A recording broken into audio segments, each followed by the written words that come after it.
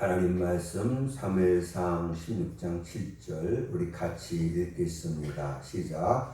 여호와께서 사무엘에게 이르시되 그의 용모와 키를 보지 말라. 내가 이미 그를 버렸노라. 내가 보는 곳은 사람과 같지 아니하니 사람은 외모를 보거니와 나 여호와는 중심을 보느니라 하시더라. 아멘. 주의 영광이 이전에 가득하기를 원합니다. 성령께서 우리 심령을 어루만져 주시기를 원합니다.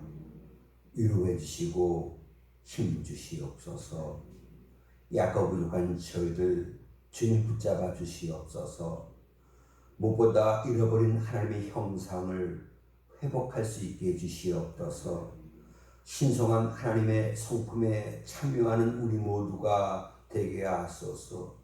진정 예수 닮기를 진실로 원합니다.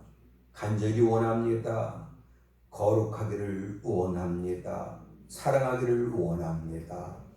내 아버지 하나님, 우리를 불쌍히 여기시고 도와주셔서 정말 우리의 성품에 놀라운 변화가 나타남으로 말미암아 하나님 앞에 영광 돌리고 모든 주변 사람들로부터 사랑받고 인정받는 우리 모두가 다 되게 해주시옵소서.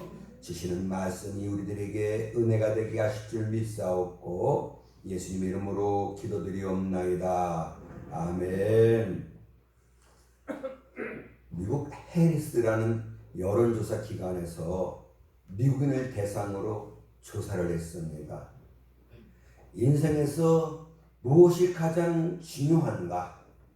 이 질문에 56%가 관계, 그리고 21%가 종교적인 믿음, 그리고 5%가 돈이라고 그렇게 대답했답니다. 그러니까 돈보다도 관계가 더 중요하다고 답한 사람들이 10배가 넘는다는 얘기지요. 그래요. 인생에 있어서 가장 중요한 것이 바로 인간관계입니다. 인간이라면 누구나 이 세상을 살아가는 동안 많은 사람과 관계를 맺고 살아가기 마련이지요. 누구를 만나고 그들과 어떻게 관계를 맺느냐에 따라서 인생의 방향이 달라집니다. 우리 인간의 행복과 불행, 성공과 실패가 대인관계에 의해서 결정된다는 것을 믿으셔야 합니다. 카네기 공과대학에서 1만 명의 기록을 분석한 결과 기술적인 훈련이나 두뇌 훈련은 성공 요인의 15%밖에 되지 않는다. 그러나 뛰어난 대인관계의 능력은 성공 요인의 85%를 차지한다는 결론을 내렸습니다. 또한 하버드 대학 직업지도부에서 조사를 했어요. 회사에서 해고당한 수천 명 사람들 중에서 대인관계가 잘못돼 갖고 해고당한 사람이 직무 수행을 잘못해서 해고당한 사람보다도 2배가 많았다는 겁니다. 세계적으로 성공한 사람들은 거의 다 대인관계에서 성공한 사람들입니다. 이 대인관계에서 실패하면 인생의 실패자가 됩니다. 역사상 대인관계가 나쁜 사람이 성공한 경우 거의 없습니다. 인간관계 신경 쓸 필요 없이 학문, 예술, 과학, 자연을 연구함으로써 큰 업적을 남길 수 있겠지요. 그러나 그러한 경우에도 스승이나 동료의 지도와 협조가 있어야 된다는 거 아니겠습니까? 이런 사람들도 가정은 이루어지잖아요. 부모와 자식과의 관계를 맺고 살잖아요. 또 이웃과의 관계를 맺고 살지 않습니까? 이 관계가 잘못되면 행복도 없어요. 성공도 없다는 얘기지요. 이 성공적인 대인관계를 우리가 맺으려면 어떻게 해야 되는가? 상대방으로 하여금 나를 좋아하게 만들어야만 합니다. 상대방이 나를 지지하고 따를 수 있도록 만들어야 합니다. 상대방으로 하여금 나를 돕도록 그렇게 만들어야 되는 거거든요. 그래서 결국은 뭐냐면 이 관계의 문제는 성품의 문제라는 거지요. 성질이 개떡 같아요. 굉장히 이기적이에요.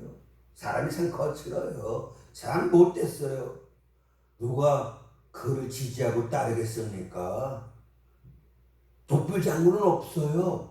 누군가가 나를 지지하고 따라주고 도와줘야 뭐가 되는 거 아니겠습니까?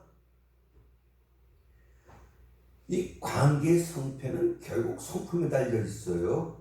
능력보다 중요한 건 성품이에요. 과일 좋아하시지요? 멀쩡하게 생겼어요. 근데 결정적으로 맛이 없어요.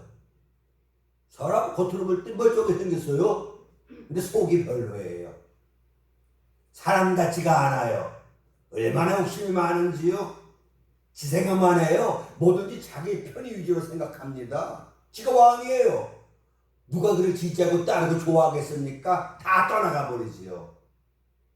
사랑하는 여러분, 너희는 세상의 빛이다 소금이다 라고 말씀을 합니다.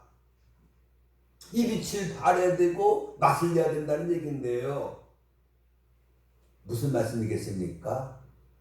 사람들로부터 지지받는 자가 되어야 된다는 거예요. 존경받는 자가 되어야 된다는 거 아니겠습니까? 본이 되어야 된다는 그런 말씀 아니겠습니까? 제가 이제 말씀드렸듯이 금반지에 박히는 조그만 다이아몬드 그것이 빛을 발할 때에 그 반지는 더욱 가치 있게 되는 것처럼 사람의 성품이 좋으면 그 사람은 어디서든지 간에 존경받는 자가 될 수 있다는 거 아니겠습니까? 주님이 땅에 오시면 잃어버린 하나님의 형상을 회복시키기 위해서 이 땅에 오셨다라고 말씀하고 있어요. 인간은 하나님 형상대로 지음받은 자들인데 그 형상을 잃어버렸어요. 사람은 예수 닮은 사람이어야 하죠, 마땅히. 그런데 예수 닮지를 않았습니다. 그래서 멸망에 이르는 거 아니겠습니까? 우리가 좋은 사람이 돼야만 합니다. 저 사람 어때? 아, 사람 참 좋지. 이렇게 돼야 되는 거 아니겠습니까? 야, 그 사람 좀 어떠니? 야, 별로야. 이런 우리가 되면 절대로 안 됩니다. 그래서 사랑하는 여러분, 사람에게 있어서 최고의 재산은 그 사람의 인격이에요. 인격은 사람을 높게 평가하고 존중하는 재산이잖아요. 그래서 우리는 인격 도모에 성품 개발에 투자하는 우리가 돼야만 합니다. 힘쓰는 우리가 돼야 합니다. 천재성을 가진 사람 동경은 합니다. 그러나 인격이 훌륭한 사람은 존경하지요. 사람의 가치는 얼마나 존경받느냐에 의해서 결정되는 거예요. 그가 부자여서 존경받고 가치가 높은 거 아니에요. 능력 있다고도 아니고요. 훌륭한 성품의 소유자이어야 한다는 그런 말씀이죠. 우리의 성품은 사람들 눈에 드러나게 돼 있어요. 사람들은 어찌할 수 없이 자기가 만나는 사람들의 성격을 파악하게 됩니다. 자기 인격을 완전히 감출 수는 없어요. 다 드러납니다. 감춘 것이 드러나지 않을 것이 없다라고 주님 말씀했지 않았습니까?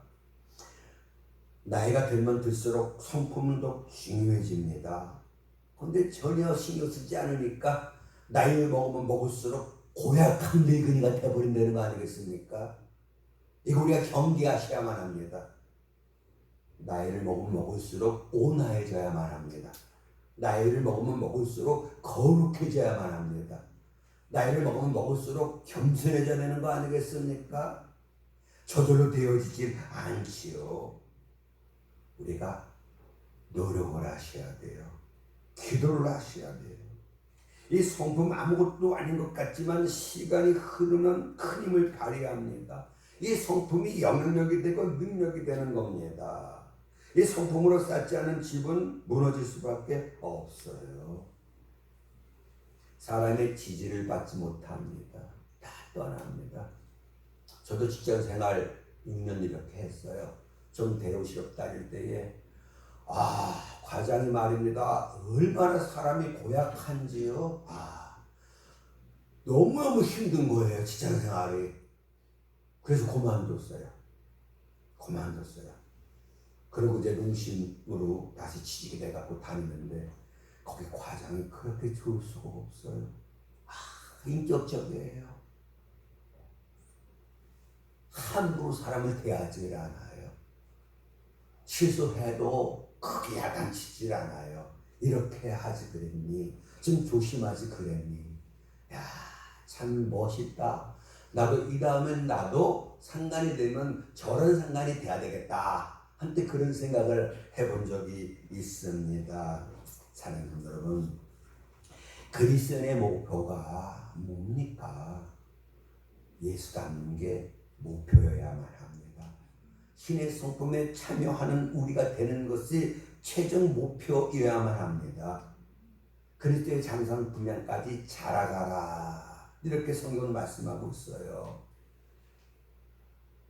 우리 신앙생활 연조가 깊어갈수록 우리에게서는 예수의 향기가 나야만 합니다.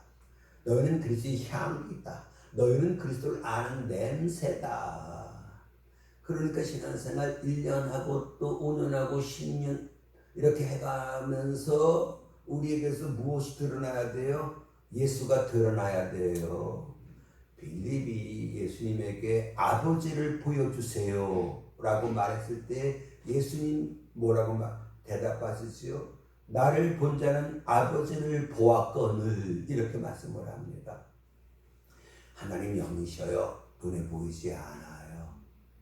세상 사람들은 누구를 통해서 하나님 보는 거예요? 예수님은 나를 통해서 하나님 보는 거예요. 그래서 우리는 뭘 보여줘야 돼요? 예수를 보여줘야 돼요. 그리고 그래서 절대적으로 필요한 것이 뭡니까? 예수의 성품인 거예요. 예수님처럼 말하고 예수님처럼 생각하고 예수님처럼 행동해서 정말 우리가 믿는 하나님이 정말 살아계심을 그들에게 나타내 보일 수 있는 우리 모두가 다 돼야 합니다.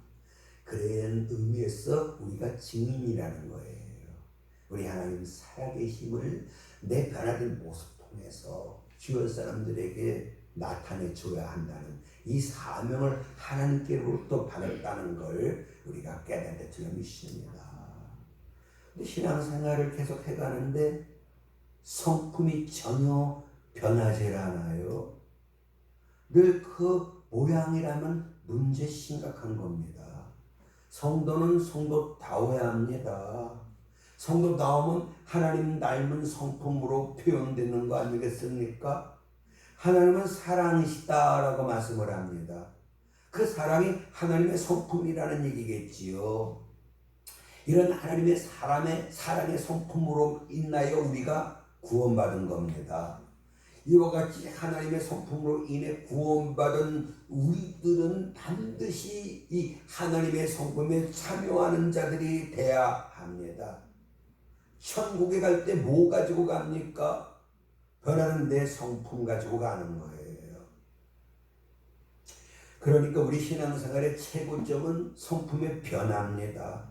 하나님의 성품을 담는 것이 가장 아름다운 열매를 맺는 거지요.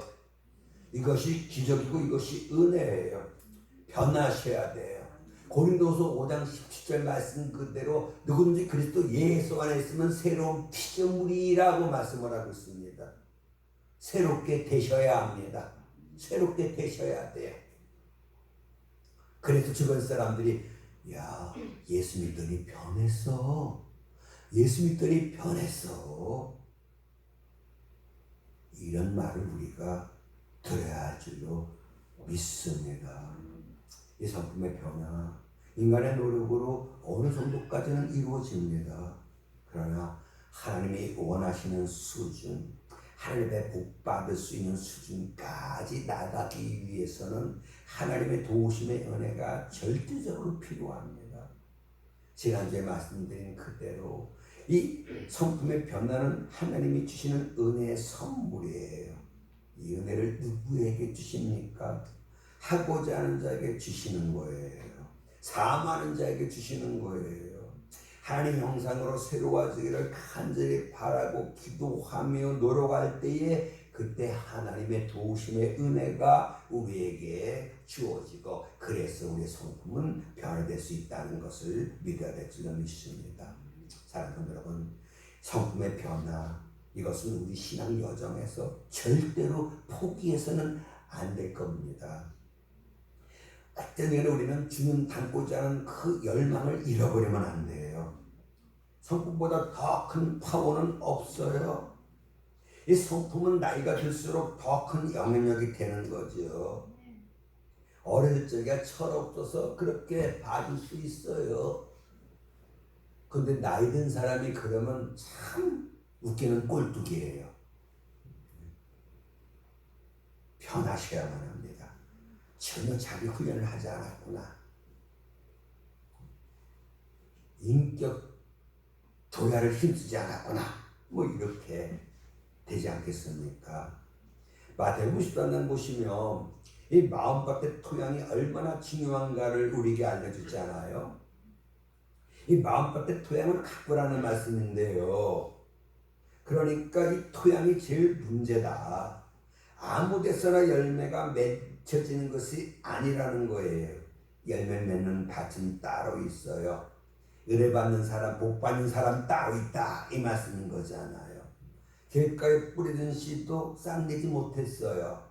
돌밭에서는 나름대로 싹이 나오지만 해가 돋은 후에는 타서 말라 죽었습니다. 햇빛이 얼마나 좋은 겁니까? 그런데 여기 해가 떴다는 얘기는 때가 됐다는 얘기가 아니겠습니까? 근데 문제는 뭡니까? 뿌리를 내딛지 못했다는 얘기예요. 그래서 이 햇빛에 이것이 복이 아니라 저주가 돼요. 햇빛으로 인하여 씨가 말라 죽어버립니다. 그리고 가시떨기밭에서는 가시가 기운을 막아서 씨가 자라지를 못하잖아요. 누가복음 8장 15절 보시면 이 좋은 땅은 뭐다? 착하고 좋은 마음이다. 여러분 착해요?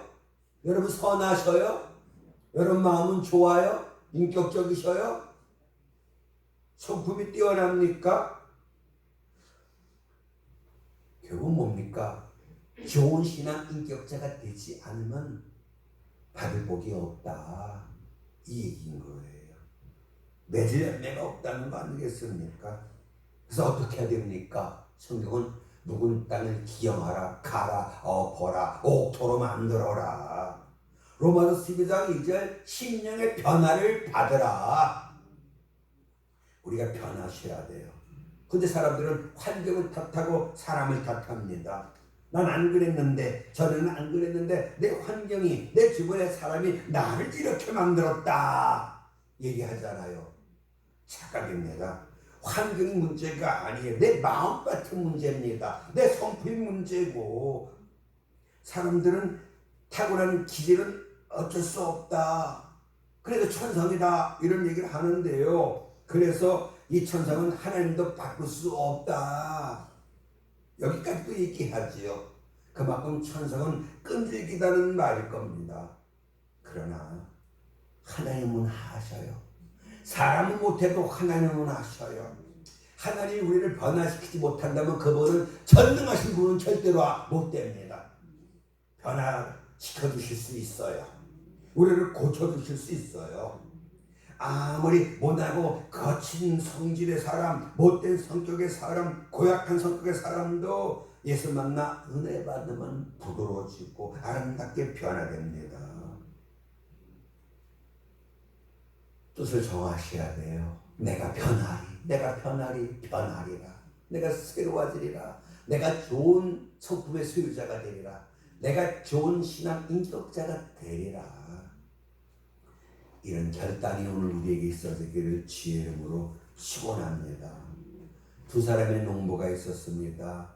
한 농부는 좋은 땅을 소유하고 있었습니다. 무엇을 심든지 잘 자랍니다. 열매가 잘 맺히고 늘 풍성한 수확을 거둡니다. 그런데 다른 농부의 땅은 정반대입니다. 땅이 황폐합니다. 양분이 없습니다. 수확물이 작잖아요. 비옥한 땅 가진 좋은 땅 가진 농부는 살아가는데 어려움이 없어요. 근데 안 좋은 땅 가진 농부는 가난에 찌드는 삶을 살아갈 수밖에 없습니다. 가지고 있는 땅 때문에 이들의 삶에 큰 영향이 나타난다는 거 아니겠습니까? 그래요. 내 마음 때문에, 내 성격 때문에, 내 성품 때문에 내 앞길이 막힐 수가 있어요. 망할 수도 있어요. 그래서 우리는 어떻게 해요? 변하셔야 돼요. 좋은 사람이 반드시 돼야 합니다.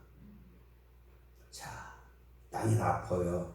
땅이 나쁘면 어떻게 해야 돼요? 땅을 버릴 수는 없잖아요. 그 땅을 좋은 땅으로 만드셔야만 합니다. 그럴 수 있어요. 어떤 농부는 큰 나쁜 땅을 바꿔보려고 애를 써요. 딴 데서 흙을 퍼다가 좋은 땅을 퍼다가 개토를 합니다. 거름을 줍니다. 술을 타서 물을 끌어옵니다. 어떻게 됩니까? 옥토가 되는 거예요. 제가 이스라엘 성지순례를 가서 느낀 것이 뭔지 아십니까? 애굽에서 국경선 넘고 이스라엘 들어가거든요. 들어가는 순간 초원이 쫙 펼쳐졌어요. 그게 원래 초원이 아니었다는 거예요. 여기가 사막이었다는 거예요. 애굽 땅이랑 똑같은 그런 황무지였다는 거예요. 근데 이스라엘 사람들은 어떻게 했는지 아십니까? 물을 끌어다가 밑에다 파이프를 다 깔아놓은 거예요. 살아서 좋은 흙을 퍼다가 위에다 덮은 거예요. 요만큼만 덮으면 말입니다. 옥토가 되는 거예요. 그리고 거기에 파이프에서 물이 나오니까 뭐 그냥 파인애플이 뭐고, 야, 참 역시 이스라엘 사람은 이스라엘 사람이다. 하나님 믿는 사람이니까. 여러분 마음밭을 갈아엎으셔야 돼요. 그 성질 그 길 그대로 살아서 지금까지 뭐 좋은 거 그렇게 봤습니까? 영광을 봤습니까? 이제는 우리가 변해야 합니다. 변해야 해요. 환경이 끌려 그냥 그렇게 살아가면 안 돼요. 그저 주어진 상태에 머물러 있는 우리가 되면 안 되고 이제 변화를 이루셔야만 합니다. 천국은 세례 요한의 때로부터 침노를 당한다라고 말씀을 합니다.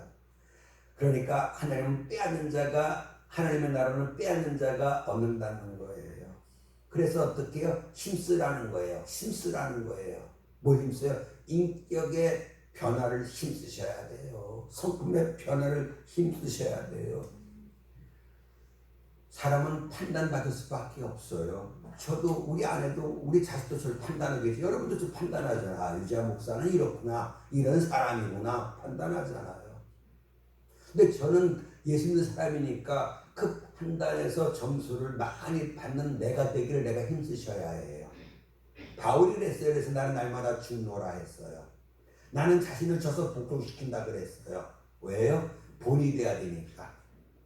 고린도서 11장 1절 통해서 바울이 얘기하는 게 뭡니까? 내가 그리스도를 본받는 자 된 것처럼 너희는 나를 본받는 자가 되라. 이렇게 말씀을 합니다. 가정에서 여러분 본입니까? 바꿔 말하면 여러분의 자식들이 여러분 중용합니까? 우린 점수를 주잖아요. 저도 여러분 점수 다 매기고 있어요. 솔직히 말씀드리면 아목의 집사는 50점밖에 안 돼. 야, 아목 집사는 100점이야. 여러분 저 평가하잖아요. 바울이 내가 너희를 평가하자면 누가 너희를 평가하겠느냐? 여러분 몇 점짜리예요? 몇 점짜리 며느리며, 몇 점짜리 사이며, 몇 점짜리 자식이며, 몇 점짜리 시어머니며, 몇 점입니까? 상관없어요? 관심 없어요? 사탄은 물러가라. 사랑하는 여러분, 우리는 다른 사람들에게 기쁨을 줘야 될 사명을 주께로부터 받았습니다. 시어머니요, 며느리들을 기쁘게 해주셔야 됩니다. 며느리들이요, 시어머니를 즐겁게 해드려야만 합니다. 이것이 뭡니까? 하나님이 우리에게 주신 사명이에요. 저는 여러분들의 기쁨이 되어야 되고 여러분들은 저의 기쁨이 되어야만 합니다.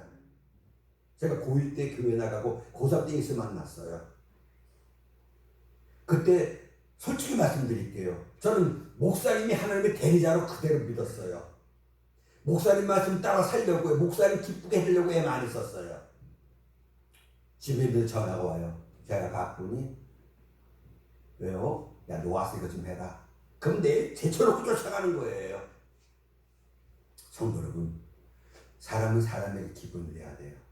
저도 내 아내에게 기쁨이 되려고, 내 아들에게 기쁨이 되려고 애써요. 힘써요. 왜요?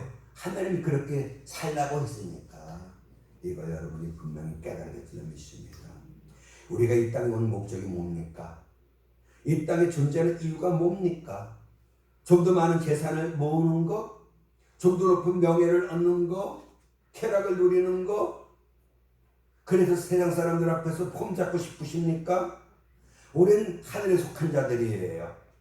하늘에 속한 우리들은 신령한 것을 추구하셔야 돼요. 이것이 예수님이 우리에게 보여주신 삶의 모범이지요. 주님이 땅에 오신 목적 아실 거예요. 세상 권세 잡는 겁니까? 명예를 얻는 겁니까? 아니에요. 뭐라고 말씀하고 있습니까? 마가복음 10장 45절 같이 읽겠습니다. 인자가 온 것은 섬김을 받으려 함이 아니라 도리어 섬기려 하고 자기 목숨을 많은 사람의 개선물로 주려 함이니라. 이렇게 말씀하고 있어요. 인자가 온 것은 주님이 이 땅에 오신 목적을 우리에게 알려주시는 거잖아요. 예수님이 이 땅에 오신 목적이 뭡니까? 섬기려고입니다. 쉽게 말하면 다른 사람을 도와주려고, 다른 사람들에게 기쁨을 주려고. 사람이 갇힌 그가 주변 사람들에게 기쁨을 주는 자냐, 아픔을 주는 자냐로 결정되는 거예요. 예수님이 이 땅에 오신 목적, 섬기고, 이 땅에 아주 강력한 권세로 이 땅 지배할 수 있었어요. 예수님 십자가에 못 박혀 죽지 않더라도 명예 다 누릴 수 있었어요.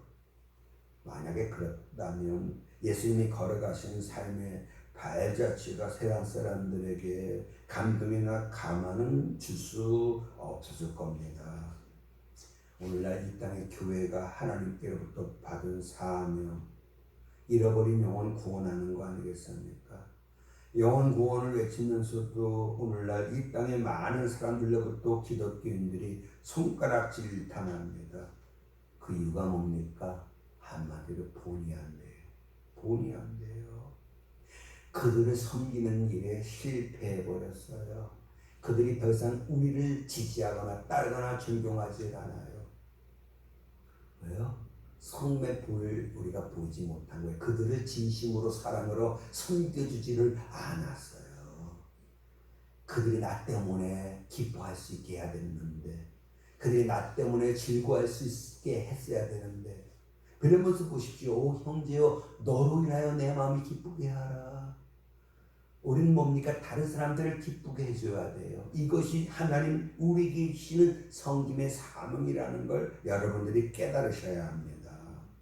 영혼 구원과 섬김은 별거 아니에요. 하나입니다. 섬김의 핵심이 뭡니까?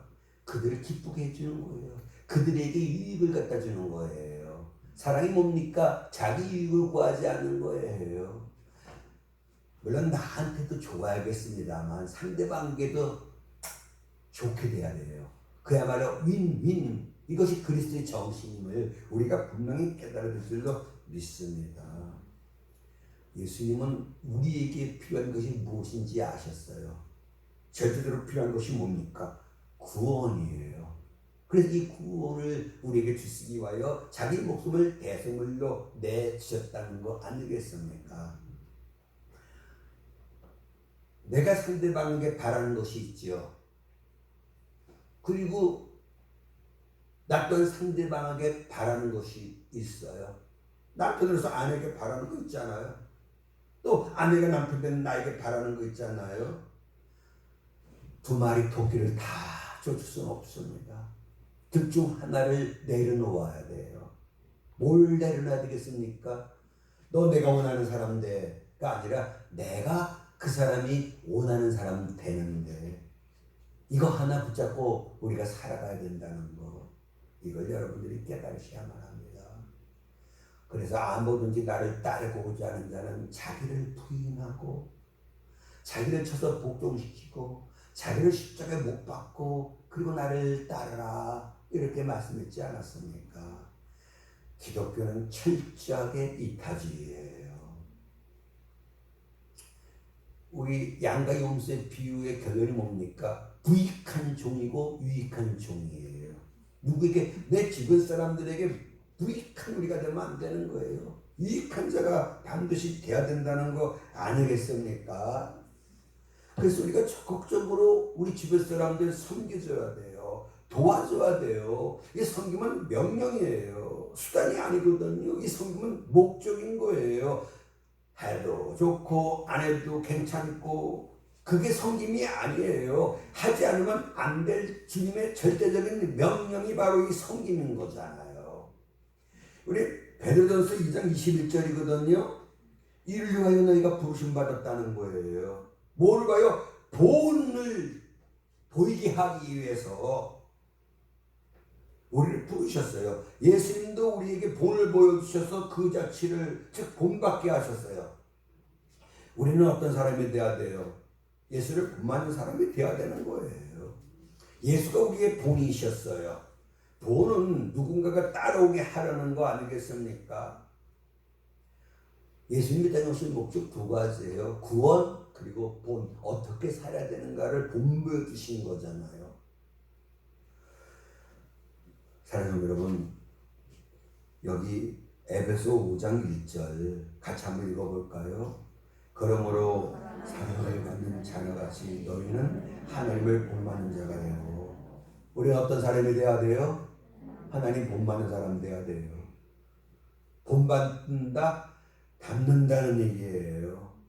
예수 닮는 우리가 돼야만 합니다. 예수 닮기 원하십니까? 진정으로 예수 닮기 원합니까? 이 마음이 없으면 여러분들 모두 심각한 거 아니에요. 예수님 본받기 원합니다.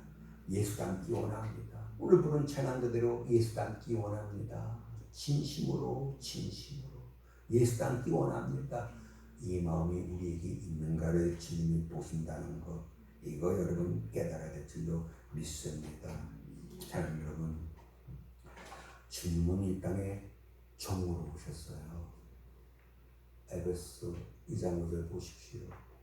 너희는 이 마음을 품으라. 곧 그리스도 예수의 마음이니 그가 종의 형체를 입고 이 땅에 오셨느니라. 그러니 너희도 종의 마음을 품고 살라.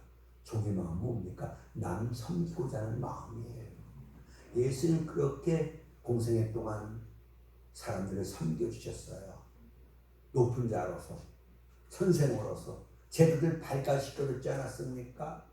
베드로가 말도 안 되지요. 어떻게 선생님이 우리 발시키십니까? 우리가 선생님 발시켜드리면 몰라도 똑똑한 척했잖아요. 혼났어요. 내가 너의 발을 시켜주지 않으면 넌 나랑 상관이 없는 자가 돼. 그러니까 발뿐만 아니라 내 온몸도 다 시켜주십시오. 아니야, 너는 이미 몸은 깨끗해. 문제는 발이야. 발 시켜줬어요. 그리고 하신 말씀이니까 내가 스승인데, 내가 선생인데 왜 너희들 발 시켜주는지 아냐? 본받으라고. 낮은 자가 윗사람 섬기는 거야? 그거 어쩔 수 없는 거잖아요. 문제는 뭡니까? 윗사람이 되어서 아랫사람을 섬겨줘야 된다는 거예요. 여러분이 더 높습니까? 한 살의 나이가 더 많습니까? 어떻게 해야 돼요? 아랫사람을 섬겨줘야 돼요. 아랫사람을. 밑에 있는 사람들을, 부하 직원들을 섬겨주는 여러분들이 되셔야만 합니다. 이것이 하나님의 지혜입니다.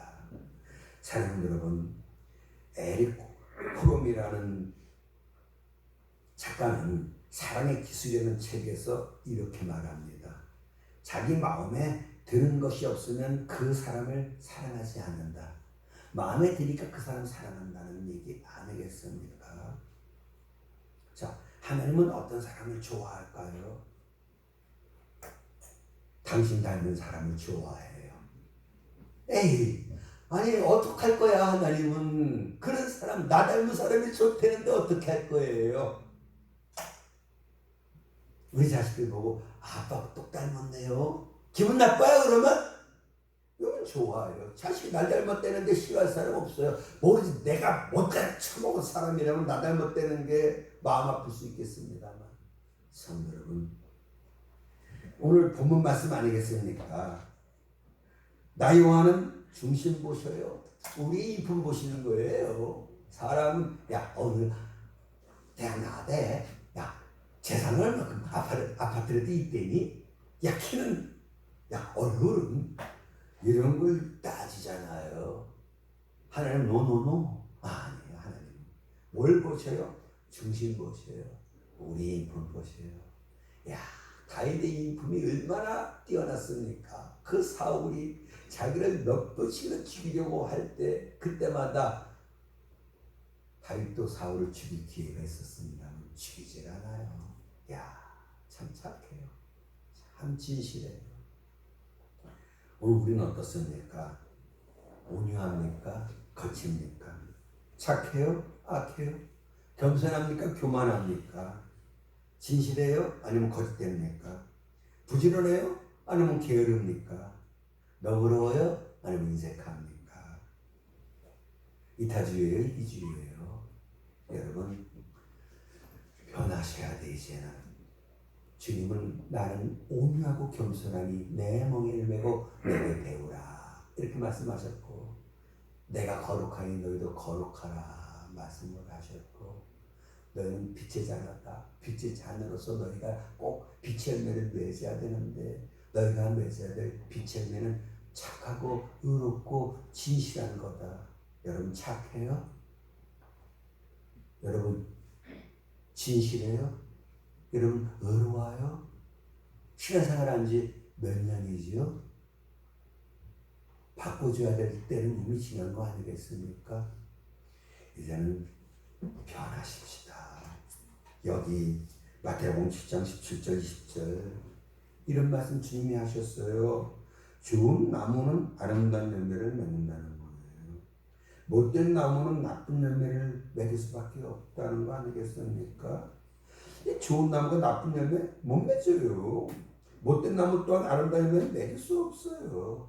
문제 뭡니까? 아름다운 열매를 맺어야 된다는 거예요. 아름다운 열매, 이 열매는 성품의 열매입니다. 성령의 열매를 말씀했지 않았습니까? 사랑의 희락과 합동과 인내와 자비, 양성과 청소가 온유와 절제, 이런 우리가 돼야 된다는 말씀을 주님이 하셨지 않았습니까?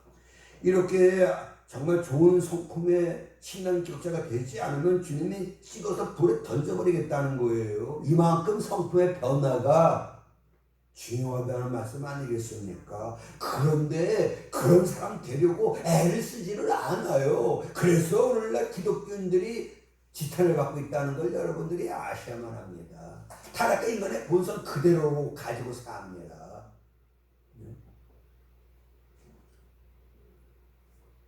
이걸 여러분들이 아시고 그들의 열매로 그들을 알리라. 그들의 성품이 그 사람이에요. 그 사람의 가치는 그 사람의 성품에 의해서 결정되는 거예요. 성품이 훌륭한 사람은 그야말로 훌륭한 사람이에요. 성품이 못된 사람은 못된 사람이에요. 야, 참 비열해. 어떻게 이렇게 자기만 알아? 욕심은 아이고, 누가? 예수 믿는 직장 상사가, 예수 믿는 시어머니가, 그래서 우리로 인해서 하나님의 이름이 이방인들에게 모독을 받는다고 했지 않았습니까? 잘해줘야 돼요. 잘해줘야 돼요. 잘해줘야 돼요. 그래서 그들이 과장님, 저도 교회 다니고 싶습니다. 과장님 보면 하나님 살아계신 거 알 것 같아요. 이런 우리가 돼야 돼요. 여러분들이 뭐 식당을 해요? 좋아볼 거 아니겠습니까? 그들은 알아. 내가 신봉께 집사라는 걸. 그거 어떻게 해야 돼요? 최대 인격적으로 잘 대해주는 거예요. 집에 잠깐 다니는 게 안 돼요. 고약해보지 마세요. 그리고 뭐 잘하면 뭐 몇 번 더 지어주세요. 그래서 어떻게 해요? 쉽게 말해 여러분들에게 뿅 가게 만들어야 돼요. 여러분들 밑에 있는 사람들, 주변에 있는 사람들이. 저도 동기들이 한 20, 30명 같이 이제 목회 이렇게 하면서 교제를 나누고 그러지 않습니까? 참 목사들도요, 참 나쁜 목사들도 있어요. 제 동기들 보면은 참 고약해요. 그럼 우리가 앞에서는 얘기 못해. 좀 얘기 좀 해줘야 되는데 왜 얘기하면 큰일 나. 그냥 핏대 올려갖고 말이에요. 몇 번 얘기해줬지. 너 왜 그러니 그러니까 못 깨서 당장 2번 다시 무슨 얘기를 해주기가 그렇더라고요. 그래서 이걸 여러분이 아시고 우리는 세상의 빛이고 소금이에요.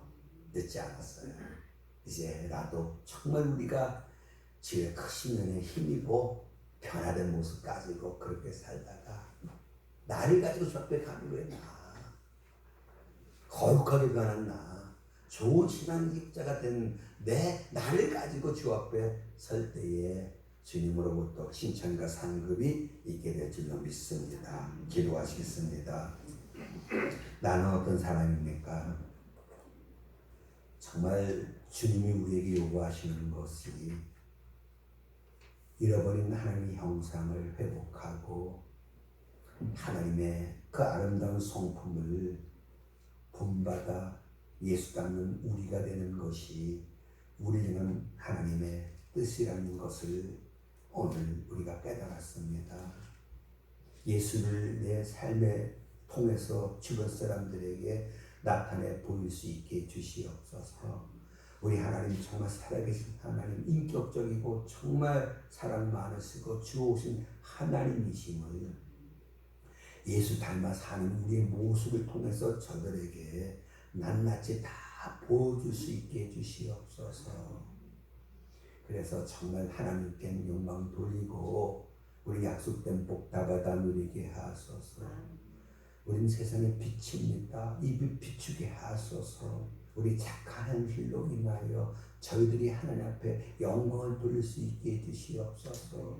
바울이 고백한 대로 내가 그리스도를 본받는 자 된 것처럼 너희는 나를 본받는 자가 되라고 이렇게 담대하게 외칠 수 있는 우리 모두가 다 되게 해주시옵소서.